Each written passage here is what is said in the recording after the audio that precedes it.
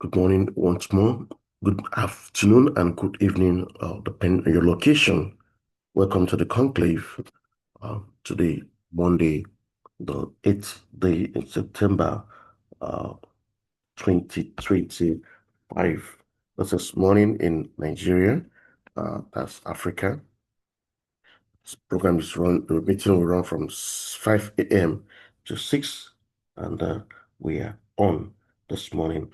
I want to start with the announcement. For those of us that have been in class and all those also have missed classes, we have our YouTube and all the previous sessions have been you know have been uploaded on the YouTube. So at your time, you can go to the YouTube or go to our YouTube and section and get access to all that have been done in the past and all that will also be done in the future by God's grace. We'll be uploading it on the YouTube.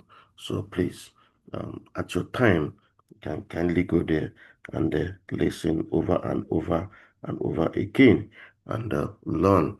Okay, so that's the development, and I know that it will beautiful, beautiful, beautiful. But I Karen have already subscribed to the YouTube. Beautiful. Thank you so much, ma. Thank you so much. So that's a very good one. So please have the at the back of your mind in case if you miss the classes. All right, let's run. We have a whole lot to cover today. So let's see how we can do that. Can do that. Remember we started this particular um, agenda last week, who is who in organization, and we treated a whole lot last week. So we tend to cover this week. The schedule last week we talked about board of directors. We dealt deeply in that, and we got to know different kinds of board of directors and the setting up the joint one, the separated ones, and all that. So if you miss that class, just simply go to the YouTube and get it. Now today we'll be focusing on company hierarchy, stakeholders, and business culture. Now, I believe we're able to touch it globally and regionally as well. So let's move on. Company hierarchy.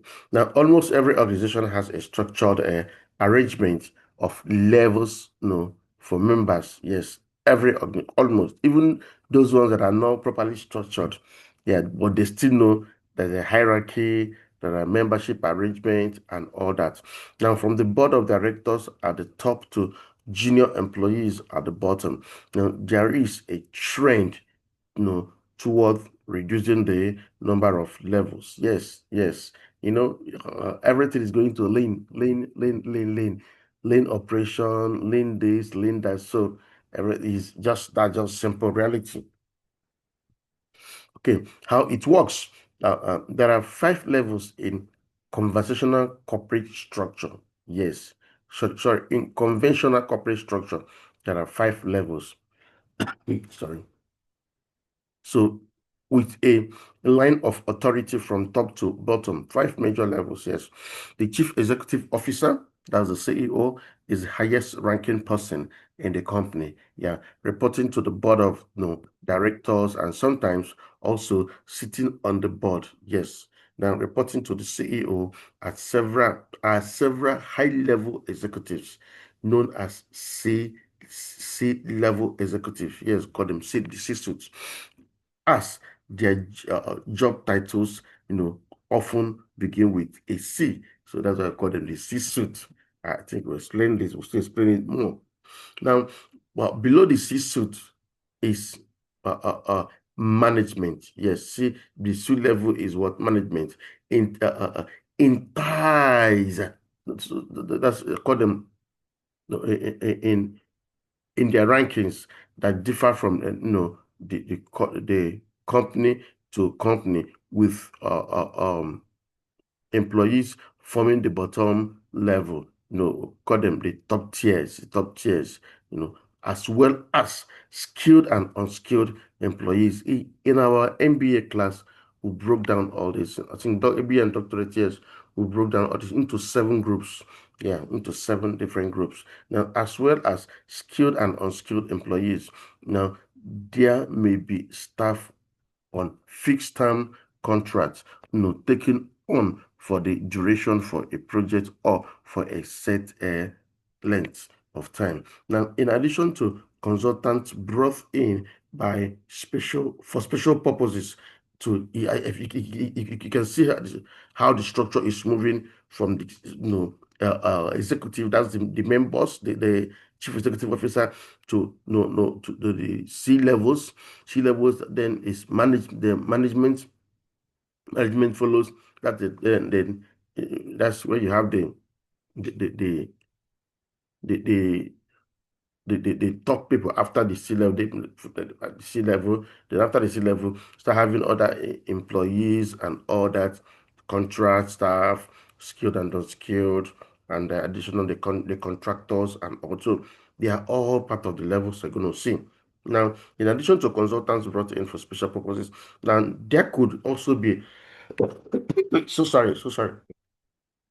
There could also be temporary, workers as well as outsourced workers.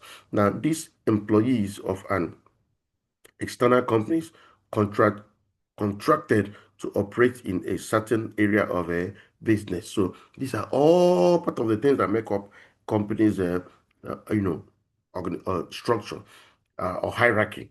Yes, hierarchy. And most times you may not know all these things, not until you step into the company. You're now seeing that, okay, this is that. I'll give you a typical example. In Nigeria, the banking sector has so much blend the non-staff and staff of their of or no that's serving in the bank.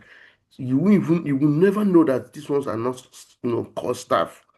You will know there's so much blended that you will come in, you think everybody the same. No, they are not the same. They are not. They are not at all. But they made it look so beautiful. Where you know that they're not the same is when it comes to salary. Yes, and handling certain positions, certain job roles and all that. So that you know that they are the hierarchies are not the same.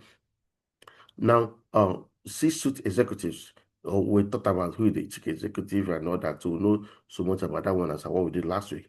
Now, these are the most senior jobs in the company, yeah, with the CEO at the top, the COO and the CFO traditionally on the next level down, and other C positions below that. In many companies, the C-level positions have equal authority and all report directly to the CEO. Yes, yes. Let's go into these C people, the C suits, the C's, the top tiers. Good. Now, the C's are the top of the top tiers. Let me put it that way. Now, the range of C levels positions varies for each company. That's simple truth. So we'll cover the general one then, but each company have their own, the model they choose, as well as the three top posts. There may be chief administrative officer, chief information officer, chief technology officer, then chief product and production officer.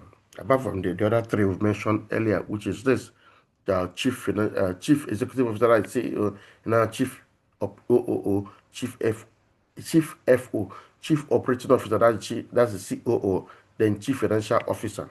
The traditional, top guys follows the we have additional CAO, CIO, CTO, CPO, which I've mentioned already. Now, responsible for overseeing product development, and their production. Now, chief executive officer, which I've mentioned earlier, decide on corporate policy and strategy. Chief financial officer, manages companies' financial risk, report to CEO. Now, US 21 million USD, the average salary of a US CEO in 2019. Yes, 21 million is an average salary. That's per year. Yes, not every month. Yeah, per year. The chief marketing officer responsible for marketing strategy and business development. Now, C-level positions are evolving. Yes, seriously, adapting to market condition and the business priority. New roles are emerging, while some traditional roles are disappearing. Chief Operating Officer (CEO) responsible for day-to-day operations, report to CEO, and act as a second in command. Very, very important. All right, this is a visual. This is a visual. This is a visual. So you have Chief Executive Officer, you have Chief Operating Officer, which acts like a second in command. Yeah, like deputy, something like that. Then Chief Financial Officer. That's they say the way is arranged. Now followed by the marketing or manager, which is the one in charge of marketing. You have the one finance and all that. You have operations. You have your R&D, research and development, the supervisors and the team members. If you look at this critical, that's the 5 levels: 1, 2, 3, 4, 5. Levels. I can see there. One, just the way it's structured.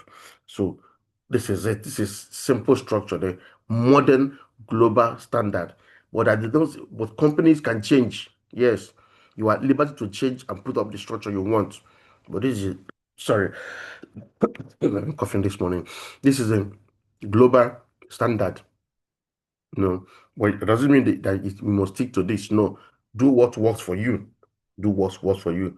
Most important that you have a organogram that is working for you. All right. So the role of COO, for example, is less popular in modern organizations. Yeah, some of the new roles include CPO, Privacy Officer. Yes, so can imagine things are changing by the day. Chief Privacy Officer. I know I like to use the word. This is the first time most of us are hearing this. Yes, that's reality. The first day I heard of it, I was like, wow, Chief Privacy Officer again. Which one is Chief Privacy Officer? And that's it. Like someone said something yesterday. That's my good friend Jasper. Jasper said something. I said that the that's the modern work will create more jobs, more opportunities. But the question is, are you equipped to fit in? He used the example of home economics those days in school for the younger generation. I hope you understand. There was a time we would do home economics in school that covers cooking, that covers a whole lot. But today, food and nutrition, home taking care of the home. But today, food and nutrition alone is a full course in university. That home economics is being divided into so many parts. So like giving room for more expansion and all that. So that's exactly what we are going to see. Life is keep expanding. But the question is, are you equipped to fit into the expansion? No, no, Chief Privacy Officer, Chief Sustainability Officer, Chief Digital Officer, Chief Knowledge Officer, Chief Customer Officer. You can imagine all that. Those wonderful, wonderful, wonderful offices that's been created because of the way things are changing, because of the way things are happening. So don't do all you need.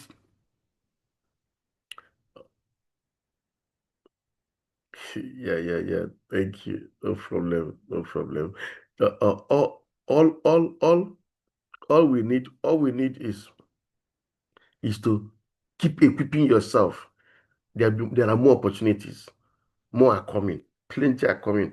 You don't be surprised one day you see chief content officer. Yeah, content officer.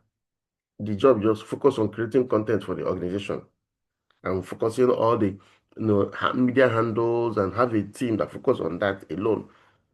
Separating it from the marketing department, separating it from R&D and rest of it. That's just it. So it can happen. Just wait for it. Now, mid-level management. Now, responsible for overseeing specific functions in the organization. Now, the most senior managers at this level, heads up different departments or divisions. These managers are often called directors. Yes, not to be confused with board of directors. Yes, I know most times this often happen. So please, they are called directors, but they're not board of directors. They're two different things. So if you want to know more about this, go back to the previous class. All right, or vice president. Now, the exact job title and the number of mid-level managers vary depending on the company. Very, very important. Then junior management and other employees, leaders such as supervisors and assistant managers implement management plan. Now they also coordinate teams of skilled and unskilled workers in, for example, production, yes. In fact, depending on the nature of the of products, like those that do plastic manufacturing, beverages, and all, they have a lot of, unskilled workers and skilled workers working together in production plants, customer service and sales to carry out the core tasks. Yes, like sales. There's this thing, Nigerian breweries were doing, the Guinness and the rest of them. They when they bring out new products, they tend to hire young people. Sometimes just 2 weeks, 2 weeks of sales. They have joints where people, where their products are sold. They will not hire young people to bring out new products, to sell the new products, to customers that are already existing. So when you sell an old product, there's a commission for it. When you sell a new product, there's a higher commission, 2 times or even 3 times the commission. So you can do, they just to drive the new product. This, where, bringing in people who are not core staff of the organization to work with the organization. So these people carry out, sales, carry out, the core tasks needed for the company to function efficiently and profitably. So it goes round.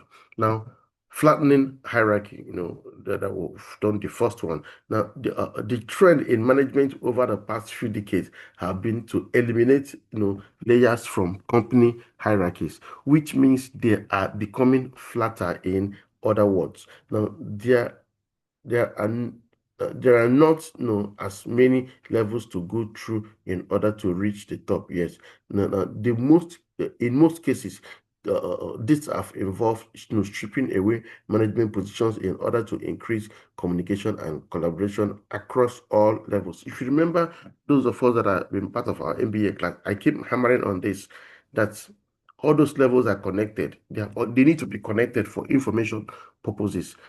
Sometimes too much hierarchy is not the best for me personally. For me, it's not the best. I'm a fan of flat. I'm a fan of flat till tomorrow. I'm a fan of flat till tomorrow. Yeah, have a glass of more water. Thank you so much. Thank you so much. That's reality. Yeah, I'm actually in Abuja as we speak. I've been away from office for almost 2 weeks now.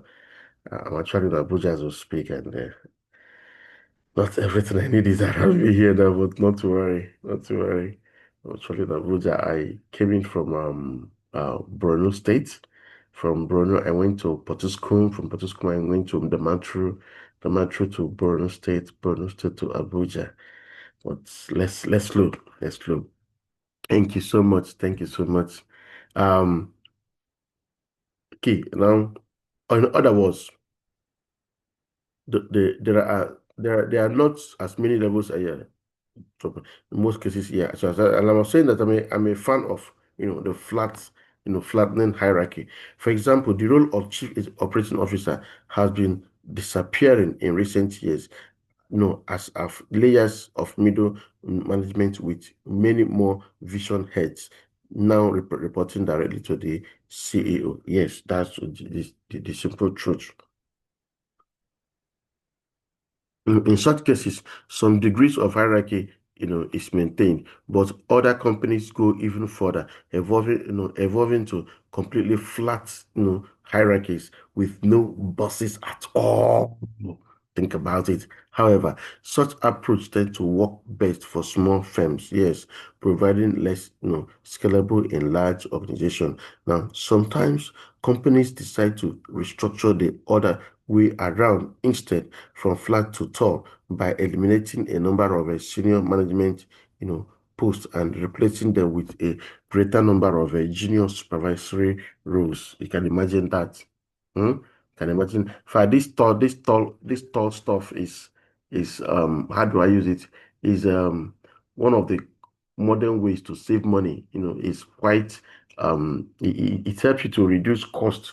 When you have those big names around you, it's quite, the portfolio is quite, so much when it comes to cost of keeping them. But when you eliminate those names, and have something very simple, it goes a long way. It goes a long way in cost, especially for companies that are still, trying to come up and all that. All right.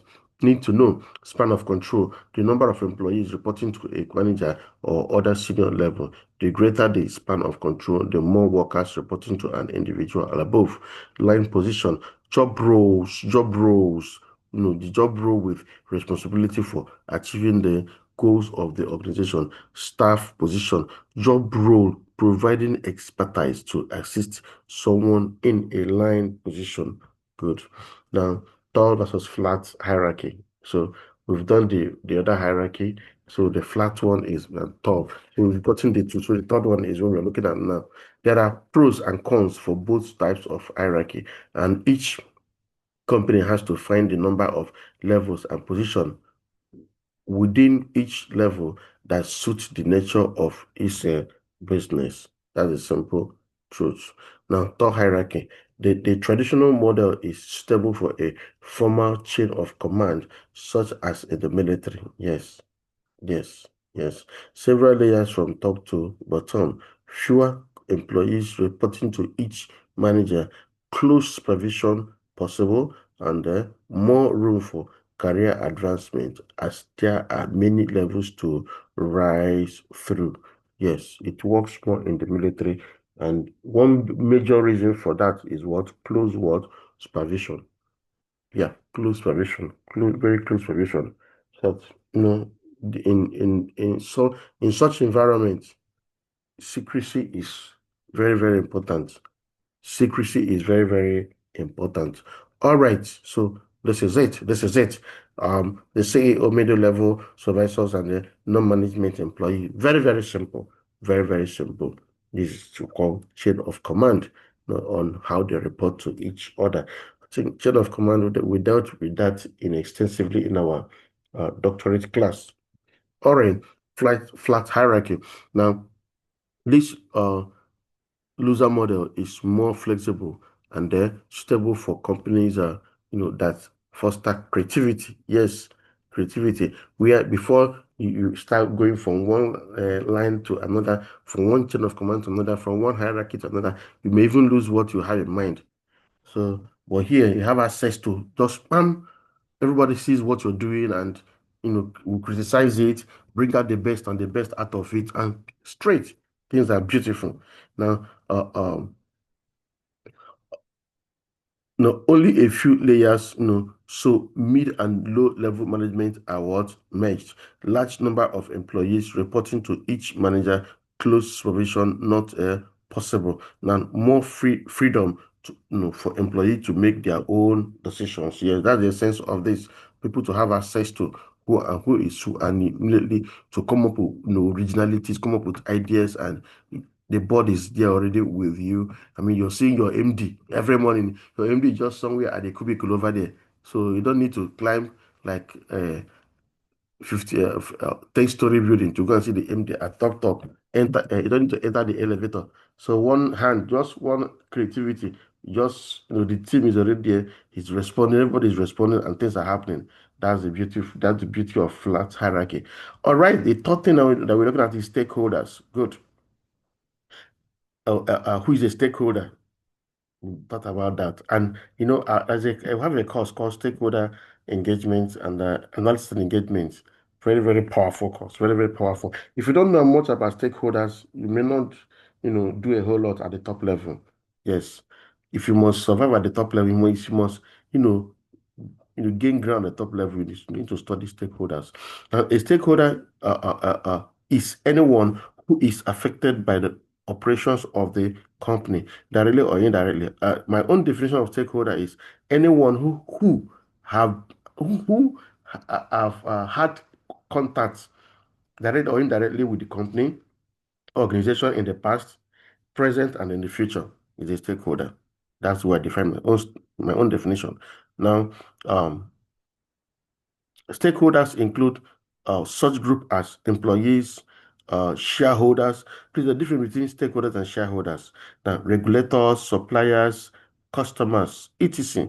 Environment, people living around you, a whole lot make up the stakeholder. So, like I said earlier, anyone, any human being that will ever have contacts, that have ever had contacts, and that is currently having contact is a stakeholder, be it directly or indirectly, is a stakeholder. Okay, let's move on. Now, how it works. Companies, have an impact on many group of people through their operations. Yes, very, very reality, reality, reality. Good donors. Yeah, beautiful, beautiful. Yeah, Madam Karen brought in donors. Yes, donors. They are part of stakeholders. Thank you, ma. Thank you, ma. Say you my backup, serious backup. I'm always happy when I see you in class. You're welcome, man. Welcome, man. Okay.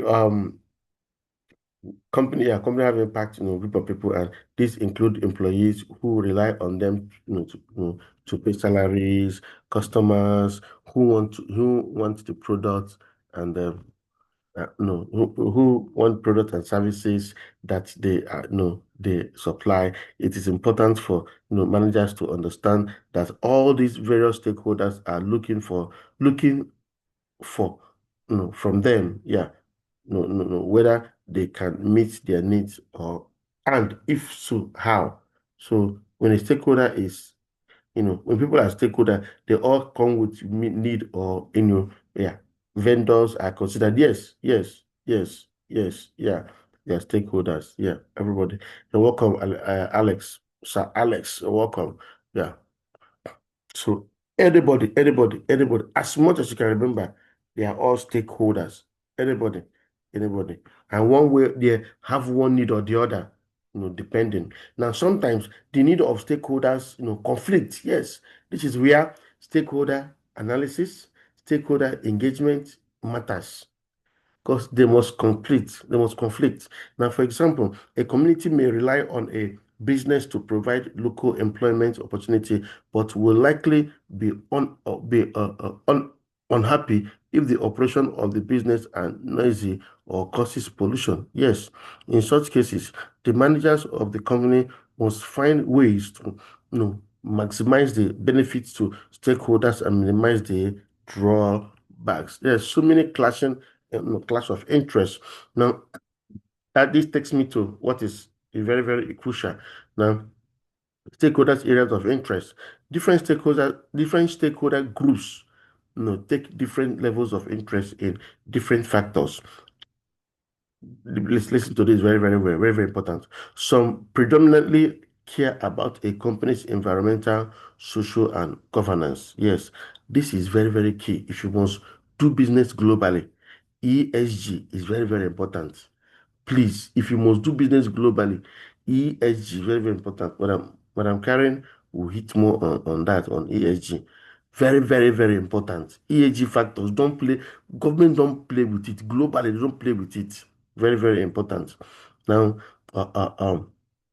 others may be more interested in its financial performance while still taking an ESG concern into account. Shareholders, for example, want profit, but they also understand how sustainability is key to long-term growth and may want to invest their money ethically. Good.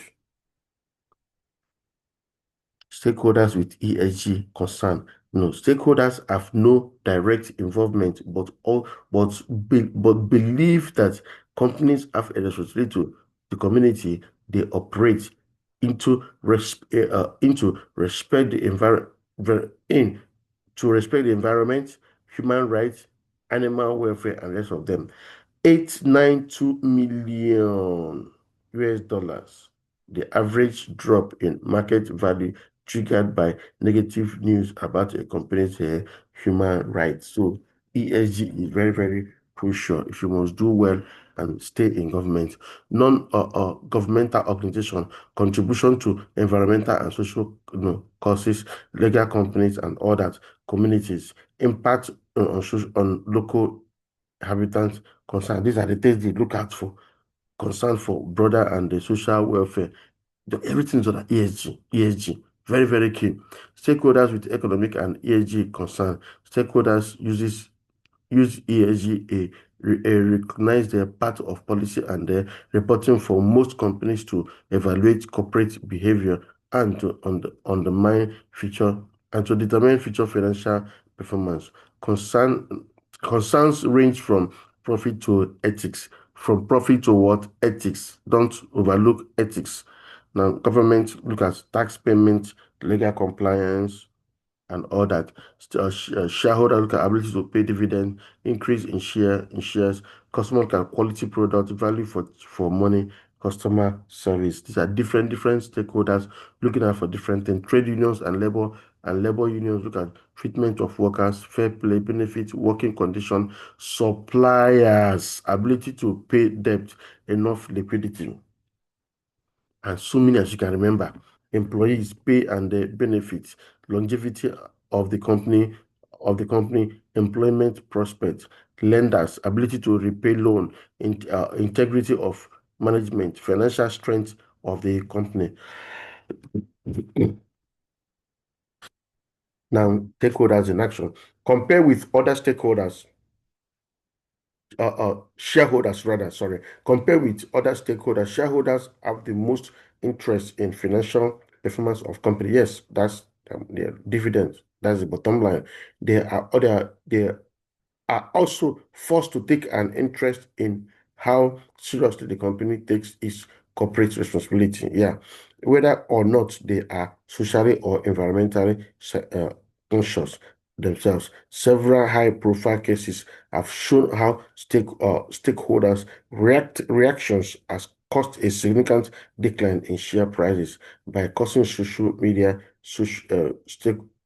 stakeholders can generate a storm of public disapproval, leading to angry consumers and nervous investors. So, but stakeholders are very, very critical.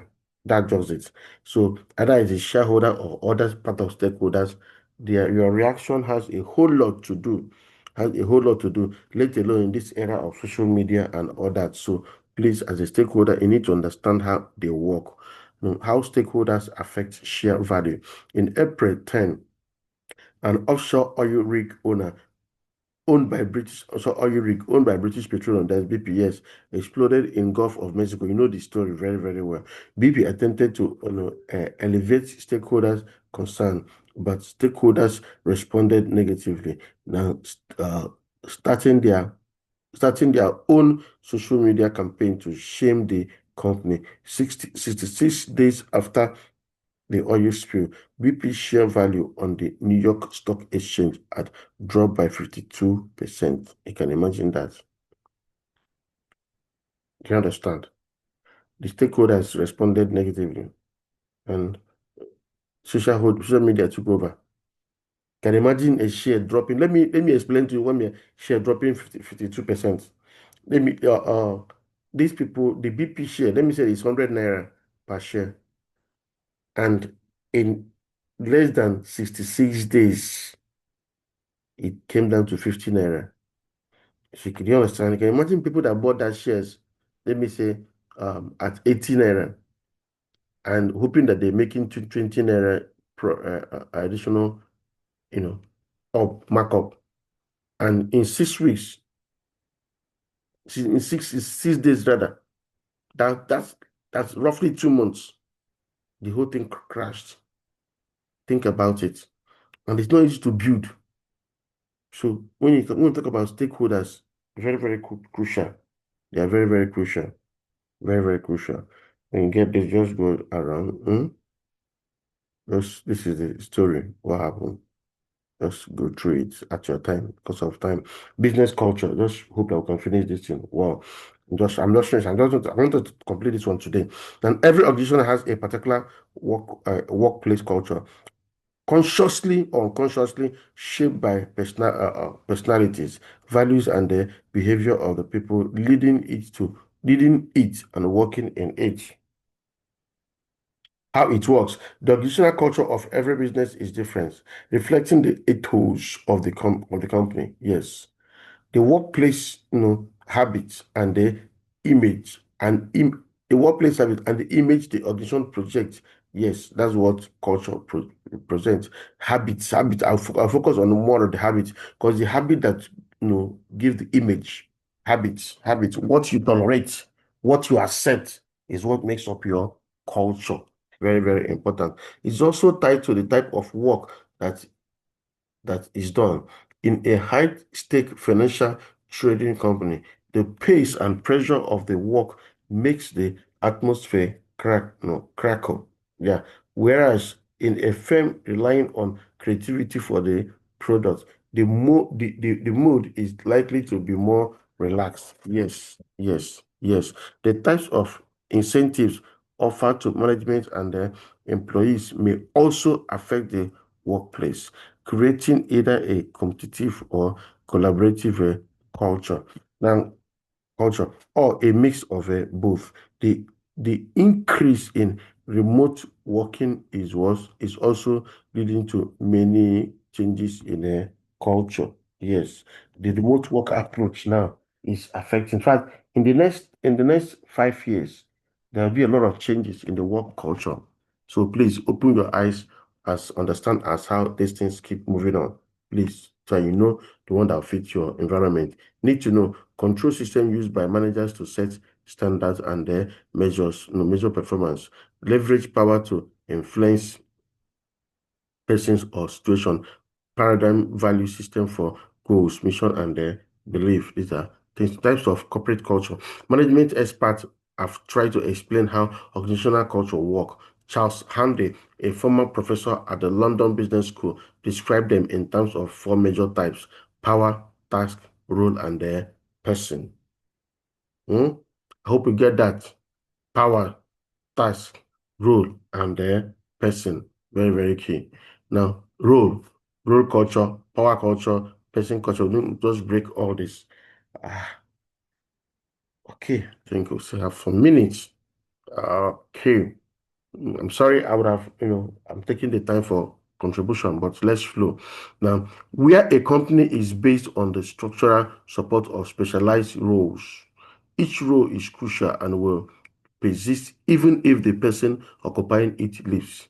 Procedures and systems are strictly followed as in a government department. This is where work culture speaks more.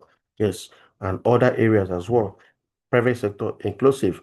Now, power culture, driven by a powerful individual at the center of the organization who is relied on for decision making and the company's successes. Now, those closest to the center have the most influence, typical of a family-owned business. Please understand, learn all this. Very, very. It will help you. It will help you as a person. Task culture. And that this is project-oriented work, where a project completion is the motivating force, relies on teamwork and individual expertise, but results are more important than personal objective. Found in technology company, for example, then person culture, company power and influence is shared among individuals who work autonomously. Now, the individual, counts for more than the company. Yes, individual counts for more than the company, which is made up of people with similar specialist training, such as in an architect's firm. Yes, these are person culture, where you look at more of the individuals in their special skills, talk about the influence and all that and all that. Okay, and those most time they work. The bottom line here, they're semi-autonomously working. They work semi-autonomously. They are more of remote, workers like the architects, architectural firm. They are more of that. Yeah. So these are personal cultures and all and all and all. So take your time and go through many factors reinforcing a culture to bring about change. What shape corporate culture? Needs for workforce needs to be inspired by different motivation, value, and all that. So these are the things. Organizational size, yeah, it has to do company structure, for funding values, leaders, symbols, control system. They're all part of the things that made up the culture stuff. Whoa, it's been a long ride. I know a lot have gone into our mind. Please, let's. The floor is open for us, and I know I'm already giving one assignment, Madam Karen. I hope you're still there. Please, hear the environment and all that. Please help us touch on it, please. Help us touch on it. Okay, Madam Karen, is she still in class? Yeah, good, she's in class. Yeah, ESG, please help us touch on ESG as in regards to generally that we understand the effect of ESG. Once you're ready, please let me know. Madam Karen, please confirm that you got the assignment, please. You're welcome.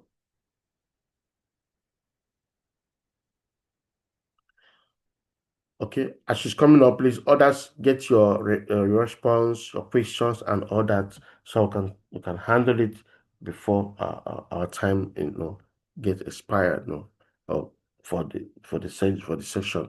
All right, Madam Karen, go ahead.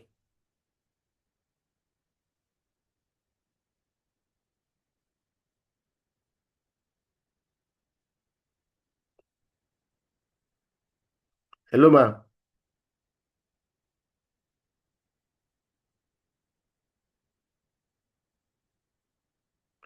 We can't hear you. We can't hear you. I don't know if it's from your setting.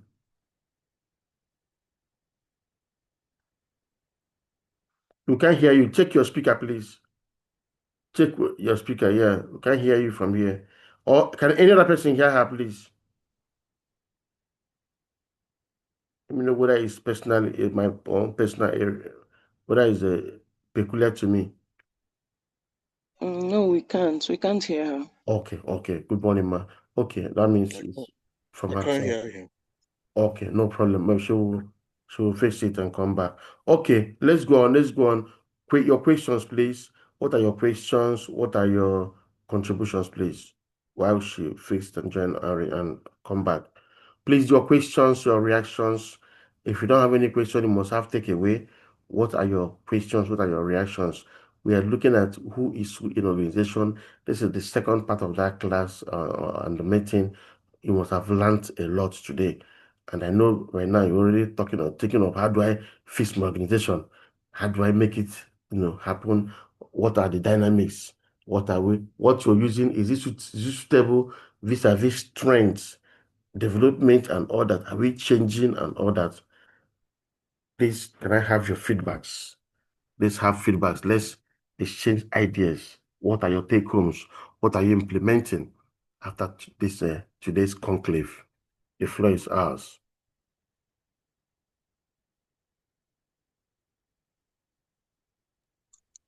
Doctor, good morning. Good And morning, sir. welcome, Good morning, and sir. welcome to Abuja. The Welcome. first time I'm joining you today. Yes. It's good to have you, sir. Yeah, you're still around. You still Yeah. You're welcome, sir. You're welcome, sir. uh, You're welcome, sir. Okay. Yeah. Sir Alex, go ahead, sir. Sir Alex, go ahead. All right. Good morning. Good morning, everyone. Morning, dear.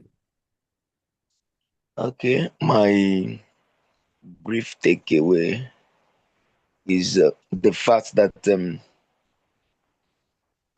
stakeholder involvement in organizational outlook in 21st century. Sorry, I don't know. Can you hear me? Yeah, we can hear you. Go ahead. Okay. Stakeholders involvement in 21st century has been highly democratized, Mm, as opposed to what it used to be. mm, Decisions on what the structure of a company should be and decision on product design and decision on the variety of products are solely the ideas of the management of organizations. But then today, just judging from the whole content of the class this morning, everything has been democratized. mm, You know, the general public, headed by the advent of social media, mm, now have a say, passively have a say on what organizations decide. yeah. They have a say on products design, they have a say on the variety of services. Mhm, You know, these inputs people make are weighed through social media engagement, social media responses, and etc. yeah. Uh, for instance, when you visit the page or the pages of most commercial banks, you'll find out that in their comment section, whether on X or on Instagram and Facebook, Mm, their comment section are always riddled with feedbacks and complaints mm, from users of their apps and products. mm, So in the long run, these banks are always forced to adjust, either to adjust the user friendliness of their app or adjust the features on the app, mm. or even in some rare cases they'll be forced to jettison and do away with most products, Yes. which by apparent feedback from people is not serving their use, is not serving the interest of users and the interest of the consumers. Mm, But these things are not like that in the past. Okay, in the past there was no, efficient and very quick platforms where organizations can weigh the feelings of the public and weigh the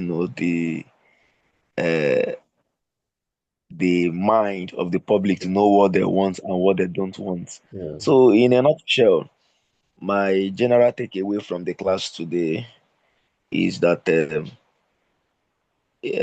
decisions within organizations, business organizations, most especially, Mm, have been greatly democratized, mm, very, very greatly democratized. mm, And today, we can have the advantage of carrying out a poll and getting results within 24 hours. mm, Okay, organizations can carry out social media poll to determine the health of their organization and their status mm, out there in the society.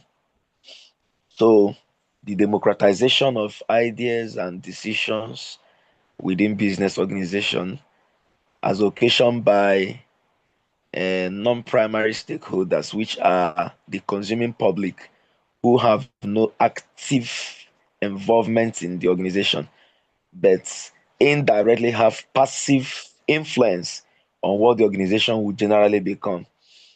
That's my honest and very important takeaway this morning. mm. Thank you, thank you, thank you, thank you, Sir Alex. Thank you. That's a beautiful one. And coming from this perspective, is bringing in the Gen Zs into it. So you as and for the older ones, don't just go and do that board meeting and sit there and take a decision with your C-suite or guys. No, no. Now you know that in every board meeting, just keep one table open. Keep sorry one chair. Nobody should sit on that chair. See that chair as other people, like other people outside the social media. You can put social media on it. Just put social media or other stakeholders or the unnamed stakeholders. Just carve something out of it that there are people that are stakeholders that are not in that board, but they are listening and their contribution is very, very, very important from Sir Alex's view. I mean, this is very, very powerful. This is very, very powerful. This is very, very powerful. Thank you so much, Sir Alex. Thank you so much. Thank Thank you so you. much. Thank you so much. Really appreciate. All right. Back to Madam Karen. Madam Karen, I can't wait to hear your voice.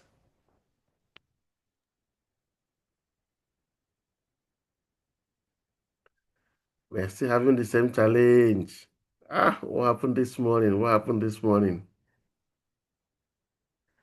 What happened this morning to your voice? Check what happened, what happened, what happened. Maybe there's a button that you've pressed, all these sophisticated gadgets.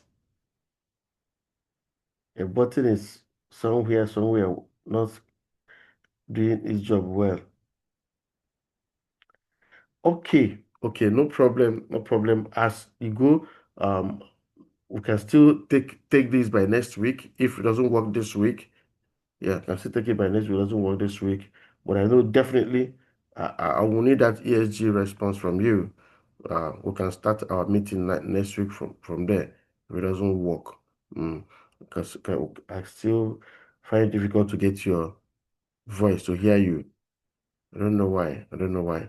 All right. Okay. One more person will have just less than 3 minutes to wrap it up. One more person. What's your take home? What's the contribution? Your questions. Anyone. If you don't have, then we'll move on. Now, as we wait on that, let's look at those. This class is coming up on the 13th of this month. So for those of us that are interested, please let's do the needful. And please, registration uh, is very, very vital. So I will know how many people we are dealing with, I'm making provisions for and all that. Please have it at the back of your mind. Please. If you need, just tag me. Hmm? Just tag me. We'll speak on next week. Yeah, good. Yeah, she will need to work on her mic and get back. Please, not to worry, not to worry. I know that anytime, any day you handle it. Sure. Her mic wasn't really working, so but maybe she'll work on it and find out. No problem. All right, so back to deep thinking. Big thinking boardroom is a place you need to be. If you've not been here before, you need to be in this deep thinking boardroom. Very, very essential. A whole lot are done and learned here. Very, very key. All right. Our next meeting on no next Monday will be corporate structures. Yes, corporate structures. That will be our next meeting next week. So God's grace will be starting with the ESG, then with Madam Karen, then after the ESG, then we'll go into corporate culture. It may be 2-3 different meetings to schedule, depends on how we want to cover and all that. But please get ready. Like you said earlier, conclave is not a secret. Well, conclave is where important informations are discussed. That's the sense of conclave. And we intend to increase in conclave as time goes on. Please go to our YouTube. Go to our YouTube. You will see previous sections, and these ones will also be uploaded within the week. I want to say thank you to everyone. Thank you to everyone. It's 6 o'clock on the dot. Please go and implement all we've learned here. We want to see a better company, better organizations, and move on a better you. Thank you. God bless you. See you next week, Monday, 5 a.m. Nigeria time. Thank you. God bless you. Thank you, sir. Thank you, sir. Thank you, everyone. Thank you, everyone. So much, sir. Thank you. Thank you. Thank you, sir. Thank you. Yeah. I will call you later in the day. Thank you. No problem. Thank you, sir. Thank you. Thank you so much, Doctor. Thank you, sir. Thank you, sir. Okay. Yeah, It's like Doctor. you're not, so much, sir. Doctor, thank you. Thank you, sir. it's like you're not in Thank Thank you, Enugu. sir. Thank you so much, sir. You're welcome, sir. You're welcome. You're welcome. Dr. King is like you're not in Enugu No, I'm not in right Enugu. now. Not at all. Yes. I've been away for up to about 2 weeks now. Okay. When you're back, I will meet up. Okay. Thank you, dear. Thank you, sir. Thank you, Well sir. done, Doc. Well done, Doc. You're welcome, sir. We need to meet. We need to meet. Yes, definitely. I will meet up with you when you come back. All right, dear. Thank you, sir. Blessing. I don't know where you ran to. I've not been seeing you in MBA class. Hmm? I'm around, sir. I do take the class after this thing. I Oh. don't used to meet up. It's 8 o'clock. I mean, okay, no problem. No problem. You're welcome. You're welcome. Oh, Thank thank you, Thank dear. you. Right, let's enjoy our day. Thank you. Yes, ma'am. My regards to Oga. Okay, sir, I will. Yes, dear.